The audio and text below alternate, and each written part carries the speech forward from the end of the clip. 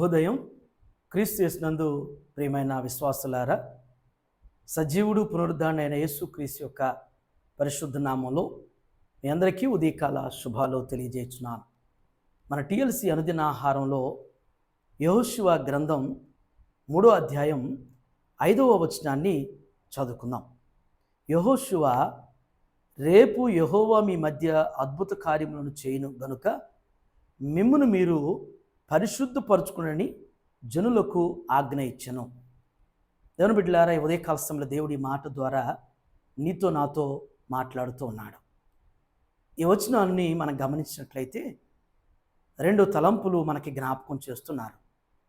మొదటి తలంపు ఏంటంటే, రేపు యెహోవా మీ మధ్య అద్భుత కార్యములు చేయును.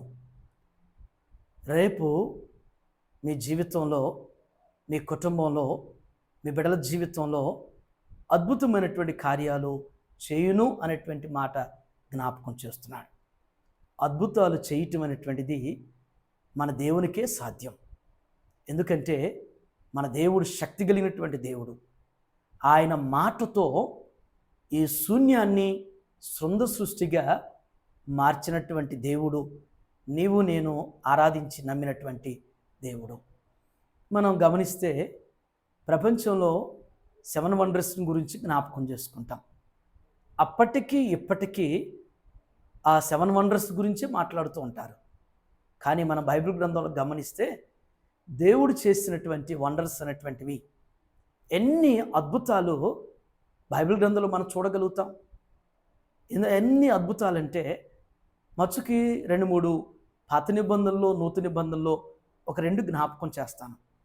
పాత నిబంధనలో అబ్రహాము భార్య అయినటువంటి శారా, ఆమె వృద్ధాప్యంలో కుమారుని కనటం అనేటువంటిది ఇది అద్భుతమే.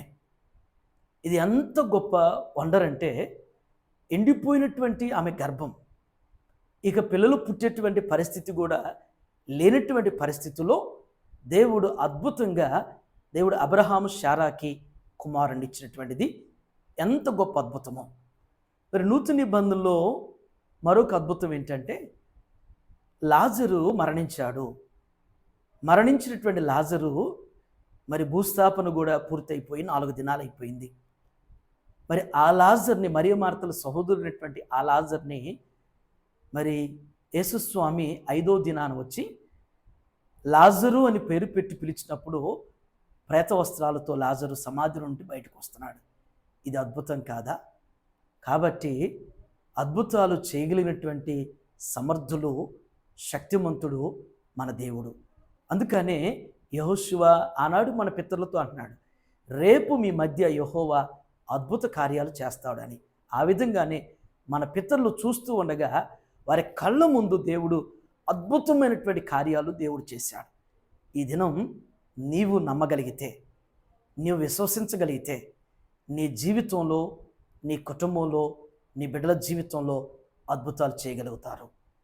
అద్భుతమైనటువంటి కార్యాలు దేవుడు నీకు ఇవ్వగలుగుతాడు అనేటువంటి ఆ గొప్ప నిరీక్షణ నీవు కలిగి ఉంటే నువ్వు చూడగలుగుతావు. అయితే 2వ మాట ఏంటంటే, ఒక కండిషన్ చెప్తున్నాడు యెహోషువ. ఏంటి ఆ కండిషన్ అంటే, దేవుడు మీ మధ్య అద్భుతాలు చేయాలి అంటే మిమ్మును మీరు పరిశుద్ధపరచుకోవాలి అంటున్నాడు. దేవుడు అద్భుతాలు చేయాలంటే పరిశుద్ధత కావాలి.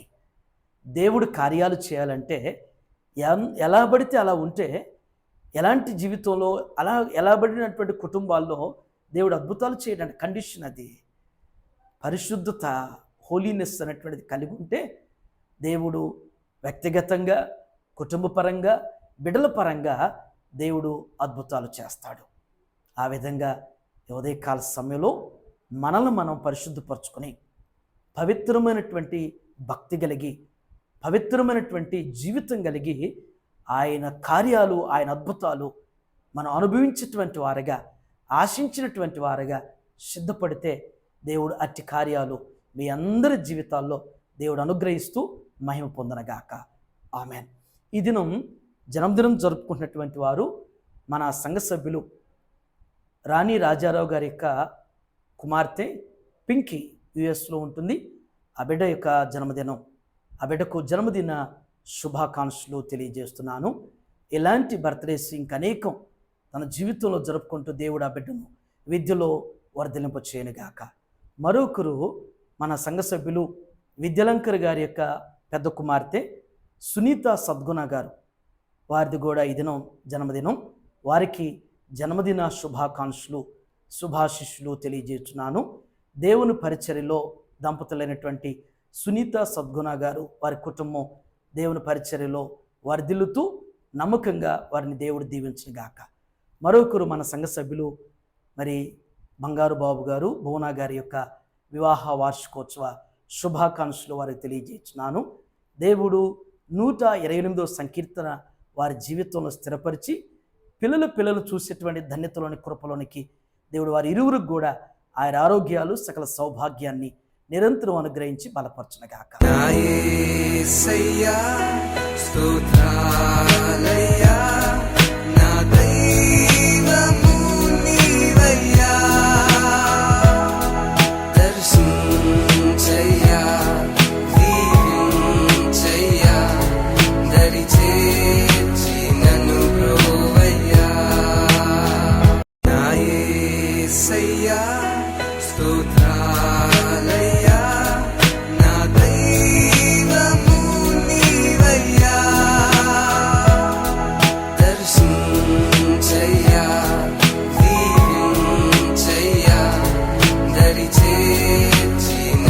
చిన్న ప్రార్థన చేసుకుందాం.